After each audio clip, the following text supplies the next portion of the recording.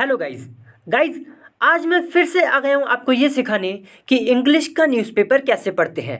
तो चलिए वीडियो को शुरू करते हैं। देखिए यहाँ पर हेडिंग लिखी हुई है स्टोल्टनबर्ग। दोस्तों ये एक व्यक्ति का नाम है, अभी आगे पता चल जाएगा कौन है। तो स्टोल्टनबर्ग टू रिमेन, देखिए रिमेन का मतलब होता है कोई चीज़ जारी रहना, कोई चीज़ वैसे के वैसे ही बनी रहना, उसके लिए हम रिमेन लगा देते हैं। यानी कि ये जो व्यक्ति हैं, जो नीचे भी आप देख सकते हैं, इनका ये फोटो है। तो ये टू रिमेन यानी कि ये रहेंगे, कहाँ रहेंगे भाई? Eight NATO helm. हेल्म क्या होता है? हेल्म आपने देखा दोस्तों, जहाज होते हैं ना, पानी वाले जहाज, उनमें एक गोल गोल सा चक्का होता है लकड़ी का, उससे कंट्रोल करते हैं पूरे जहाज को। अब तो शायद नहीं आता, पहले के ज़माने में ऐसी दिखाते होता था ना, वो स्टीयरिंग टाइप का जो होता है, उसको ही हेल्म कहते हैं। लेकिन यहाँ पर जो मतलब है ना, यहाँ पे अलग तरीके से इस्तेमाल किया गया है। अब देखिए जहाज में जो हेल्म, जो स्टीयरिंग होता है गोल गोल घुमाने का, उससे क्या करते हैं हम? उससे पूरे जहाज को कंट्रोल करते हैं। मतलब वो एक एक ऐसी ऐसी पोजीशन है जिससे पूरे जहाज को कंट्रोल किया जाता है। ठीक है। तो यहाँ पे क्या मतलब निकल रहा है कि नाटो का हेल्म है, यानी कि नाटो की एक ऐसी पोजीशन पर है ये। इससे पता चल रहा है कि जिससे पूरा कंट्रोल करते हैं नाटो को। ठीक है, एक तरीके से मतलब होगी, कोई बहुत इंपॉर्टेंट पोजीशन होगी इनकी। तो यहाँ पे यही बोला जा रहा है कि स्टोल्टनबर्ग जो भी है दोस्तों, इनका नाम मुझे नहीं पता सही से क्या है, जो भी लिखा हुआ है ये टू रिमेन वो रहेगा। क्योंकि नाम जो होते हैं ना, वो कैसे भी बोले जा सकते हैं। इसको ये भी बोला जा सकता है स्टोल्टनबर्ग और स्टोल्टनबर्ग, जो भी बोलते हैं। ठीक है, जो भी इनका नाम है, हमें इस नाम से कुछ लेना देना नहीं। तो देखिए ये रिमेन रहेंगे, कहाँ रहेंगे? एट नाटो हेल्म, यानी कि एक नाटो की एक ऐसी पोजीशन पे रहेंगे जो बहुत ही इंपॉर्टेंट है, जिससे पूरा कह सकते हैं कंट्रोल करते हैं। एक खास पोजीशन, एक लीडरशिप वाली पोजीशन आप ये भी कह सकते हैं। ठीक है, लीडरशिप वाली पोजीशन। तो लिखा है आगे फिर फॉर अनदर ईयर। अनदर का मतलब एक और, ईयर मतलब साल, तो मतलब एक और साल ये इस पोजीशन पर रहेंगे। इससे पता चल रहा है कि इनकी जो टाइम है उसको बढ़ा दिया गया है। इससे ऐसा कुछ पता चल रहा है। ठीक है, बाकी तो नीचे पता चलेगा। तो चलिए मैं नीचे कैमरा सेट कर लेता हूँ। सो गाइज अब नीचे कर लिया है मैंने कैमरा सेट। देखिए यहाँ लिखा हुआ है नाटो सेक्रेटरी जनरल। अब पता चल गया ये कौन है। नाटो के ये सेक्रेटरी जनरल हैं, जेंस स्टोल्टनबर्ग इनका ये नाम है। विल स्टे, ये रहेंगे, स्टे का मतलब रहना, विल फ्यूचर के लिए आता है। यानी कि ये जो नाटो के सेक्रेटरी जनरल हैं, जिनका नाम जेंस स्टोल्टनबर्ग है, ये रहेंगे इन ऑफिस। इन ऑफिस मतलब जो इनकी, आप कह सकते हैं जो इनकी पोजीशन है, उसे भी कह सकते हैं आप। ठीक है, उसमें रहेंगे फॉर अनदर ईयर, यानी कि एक और साल के लिए। ठीक है, फिर कॉमा लगा है द 31 नेशन मिलिट्री अलायंस। तो जो 31 यानी कि नेशन का मतलब देश, तो जो 31 देश जो मिलिट्री वाले हैं, अलायंस, अलायंस का मतलब कह सकते हैं आप कि गठबंधन, ग्रुप भी कह सकते हैं आप। ठीक है, और जैसे आपने उसमें भी सुना होगा कि इंटरनेशनल लेवल पे आपने कई बार सुना होगा अलायंस। अगर आप न्यूज़पेपर इंग्लिश के वगैरह देखते रहते हैं या इंग्लिश की न्यूज़ देखते हैं, तो आपने कई बार ये अलायंस शब्द सुना होगा। इसका मतलब होता है गठबंधन, ग्रुप। तो ये जो 31 देशों का ग्रुप, जो मिलिट्री वाले जो इनका ग्रुप है, डिसाइडेड, उसने फैसला किया ऑन ट्यूसडे यानी कि मंगलवार को। क्या फैसला किया है वो ऊपर बता ही दिया है कि भाई सेक्रेटरी जनरल जो है नाटो के, वो जिनका नाम है ये रहेंगे इन ऑफिस एक और साल, यानी कि एक साल इनका और बढ़ा दिया गया है। देखिए फिर आगे लिखा है दोस्तों, आप चैनल को लाइक जरूर कर, वीडियो को लाइक ज़रूर कर दें, चैनल को सब्सक्राइब कर लें, क्योंकि मैं बहुत ही इंपॉर्टेंट वीडियो इसमें रोज़ डालता हूँ ऐसी, जिसमें मैं इंग्लिश का न्यूज़पेपर पढ़ना सिखाता हूँ। तो वीडियो को लाइक भी कर दें और चैनल को सब्सक्राइब जरूर कर लें। देखिए फिर लिखा है मिस्टर स्टोल्टनबर्ग सैड, इन्होंने कहा, क्या कहा? यानी कि ये जो है इन्होंने कहा, सैड इन आ ट्वीट, एक ट्वीट में, ट्विटर होता है ना दोस्तों, तो ट्विटर पे ट्वीट करा होगा इन्होंने, तो उसमें कहा, क्या कहा भाई? दैट की ही इज़ ऑनर्ड। देखिए ऑनर का मतलब होता है रेस्पेक्ट देना, है ना। तो इनको रेस्पेक्ट दी जाती है बाय नाटो एलाइज डिसीजन, यानी कि जो डिसीजन है नाटो का कि भाई इनको एक साल के लिए और हम इस पोजीशन पर रखेंगे, तो इससे इनका ये कहना है कि भाई मुझे और भी ज़्यादा इज्जत मिली, रेस्पेक्ट। भाई रेस्पेक्ट की बात है ही, भाई आपकी कोई दोस्तों अगर पोजीशन बढ़ाए, मतलब जो टाइम है वो बढ़ाए कि आप और रहिए इतने समय तक इसी पोजीशन पे, तो वही बढ़ाई वाली बात है भाई, रेस्पेक्ट वाली बात है कि मेरे को इतनी इज्जत दी जा रही है। तो ये यही कह रहे हैं कि भाई इन्होंने एक ट्वीट में कहा कि ही इज़ ऑनर्ड, इनको रेस्पेक्ट दी जाती है। पहली बात तो मैं बता दूं कि ही इज़ ऑनर्ड पता है क्यों आया, ही क्यों आ गया है कहने को? तो ये ऐसे कहना चाहिए था कि इन्होंने कहा आई एम ऑनर्ड, ऐसे कहना चाहिए था। तो ही क्यों आया है? क्योंकि दोस्तों ये डायरेक्ट इनडायरेक्ट वाला कॉन्सेप्ट है, ये आपको सीखना पड़ेगा। आपको ये सीखना पड़ेगा इंग्लिश में। ये जो इंग्लिश के न्यूज़पेपर होते हैं इसमें बहुत आता है ये कॉन्सेप्ट, रोज़ ही आता है, रोज़ समझ लीजिए। तो ये सीखना पड़ेगा आपको, और मैं बना भी दूंगा इसकी वीडियो कभी मुझे टाइम मिलेगा तो। देखिए फिर लिखा है, हमने यहाँ तक पढ़ लिया कि इन्होंने एक ट्वीट में कहा कि इनको इज्जत रिस्पेक्ट दी जाती है किस चीज़ के द्वारा, कि भाई बाय नाटो एलाइज। एलाइज का भी मतलब दोस्तों वही होता है कि जो अलायंस है, जो दोस्त हैं, अलायंस फ्रेंड जो है, इसका भी मतलब यही होता है एलाइज, ठीक है। तो जो ये दोस्त हैं, इनका जो डिसीज़न है, डिसीज़न जो फैसला है, किया था ना डिसाइड, तो जो फैसला है किस बात का फैसला, टू एक्सटेंड। एक्सटेंड देखिए दोस्तों, कुछ बढ़ाने को हम कहते हैं, खास तौर से जब समय की बात हो कि समय बढ़ा दिया गया तो हम एक्सटेंड का इस्तेमाल करते हैं। तो ये जो डिसीज़न था इनका कि भाई एक्सटेंड बढ़ाने का, माई टर्म। टर्म क्या होता है? टर्म दोस्तों आप कह सकते हैं एक वो समय जिस समय तक कोई किसी पोजीशन पर रहता है। जैसे इस टाइम मोदी जी हैं, वो हमारे पीएम हैं, तो उनका ये टर्म है। जब जिस दिन ये पीएम नहीं रहेंगे इनका टर्म समाप्त हो जाएगा। यानी कि एक जो समय है किसी पोजीशन में रहने का, उसी पोजीशन उसी समय को हम क्या कहते हैं, टर्म, ठीक है। यानी कि एक कोई नौकरी है, नौकरी भी आप कह सकते हैं। नौकरी में वैसे इतना इस्तेमाल मैंने देखा नहीं, लेकिन हाँ ऐसे बहुत इस्तेमाल होता है कि भाई इलेक्शन में जीता कोई नेता, तो उसका जो 5 साल का टर्म है, जो पूरा समय है जब तक वो नेता बना रहेगा, मतलब उसमें पोजीशन में रहेगा। तो यही कि डिसीजन था कि भाई टर्म बढ़ा देंगे। मेरा टर्म एज किस तौर पर है, ये टर्म एज सेक्रेटरी जनरल, मतलब मैं सेक्रेटरी जनरल हूँ, तो ये जो समय है इसको बढ़ा दिया गया 1 साल। अनटिल कब तक, तो अनटिल बताएगा 1 अक्टूबर 2024, 1 अक्टूबर 2024 तक बढ़ा दिया गया, ठीक है। तो ये जो डिसीजन आया इससे मुझे बड़ी ही इज्जत मिली है, इज्जत करते हैं मेरी इस डिसीजन से, ये कहा जा रहा है। देखिए फिर लिखा the transatlantic bond. Transatlantic bond का क्या मतलब होता है?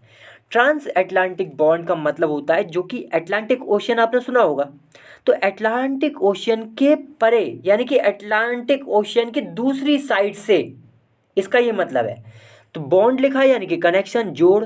तो जो अटलांटिक ओशियन के दूसरी साइड से जो जोड़ है किसके बीच है, वो between Europe and north America. तो बीच में इनके अटलांटिक ओशन वगैरह का कुछ होगा। तो यही कहा जा रहा है कि जो बिल्कुल जो उस पार है, अटलांटिक ओशियन के उस पार, जो कि यूरोप और नॉर्थ अमेरिका के बीच जो बॉन्ड है, हैज़ एंश्योर का मतलब था दोस्तों कि पक्का कर देना कुछ, तो उसने पक्का कर दिया है। और ये हैज़ एंश्योर्ड, ये प्रेजेंट परफेक्ट टेंस है। यानी कि जो बॉन्ड है यूरोप और नॉर्थ अमेरिका के बीच, जो कि अटलांटिक ओशियन से जो बिल्कुल आर पार है, कह रहे हैं कि इसने क्या किया है, हैज़ एंश्योर्ड आवर फ्रीडम, हमारी जो आज़ादी है, फ्रीडम मतलब आज़ादी, एंड सिक्योरिटी, और जो सुरक्षा है, फॉर नियरली का मतलब लगभग 75 ईयर्स, लगभग 75 सालों के लिए इसने हमारी सुरक्षा और जो हमारी आज़ादी है उसको पूरा एंश्योर किया है, पक्का कर दिया है। किसने कर दिया है? ये जो बॉन्ड है इनके बीच। देखिए फिर आगे लिखा है, comma, and in a more dangerous world. Dangerous मतलब खतरनाक, और जो एक और भी ज़्यादा खतरनाक दुनिया है, आवर अलायंस यानी कि जो हमारा गठबंधन है, इज़ मोर इम्पॉर्टेंट, वो और भी ज़्यादा जरूरी है, इम्पॉर्टेंट है, देन एवर दोस्तों जब जब आएगा, इसका मतलब आपके दिमाग में सीधे ये दौड़ जाना चाहिए कि देन एवर का मतलब है हमेशा से जितना हुआ है उससे आज सबसे ज़्यादा, मतलब कि हमेशा से ज़्यादा, हमेशा आप कह सकते हैं कि भाई जितना भी आज तक रहा था उससे भी ज़्यादा आज इम्पॉर्टेंट है। इसलिए लिखा है our alliance is more important, हमारा जो गठबंधन है वो बहुत ही ज़्यादा इम्पॉर्टेंट है। किस चीज़ से? कि आज तक जितना भी इम्पॉर्टेंट रहा उससे भी ज़्यादा इम्पॉर्टेंट आज है, हमेशा से ज़्यादा। देखिए फिर लिखा है, मतलब पहले भी इम्पॉर्टेंट है इनका कहना है, लेकिन आज तो कुछ सबसे ज़्यादा है, इसलिए लिखा है देन एवर। ही सैड, इन्होंने ये बात कही। देखिए फिर आगे गाइस, फिर से कहता हूँ वीडियो को लाइक जरूर कर दें, चैनल को सब्सक्राइब कर दें। देखिए फिर लिखा है मिस्टर स्टोल्टनबर्ग, कॉमा लगा है, आ फॉर्मर नॉर्वेजियन प्राइम मिनिस्टर। यानी कि ये कौन है? ये फॉर्मर का मतलब पूर्व, जो पहले थे अब नहीं है। तो नॉर्वेजियन मतलब नॉर्वे जो है दोस्तों, प्राइम मिनिस्टर, उसके प्राइम मिनिस्टर थे। तो ये क्या कह रहे हैं कि has been NATO's top civilian official. तो ये जो स्टोल्टनबर्ग हैं ये कौन रहे हैं? देखिए हैज़ बीन का मतलब यहाँ पे है रहे हैं। क्या रहे हैं?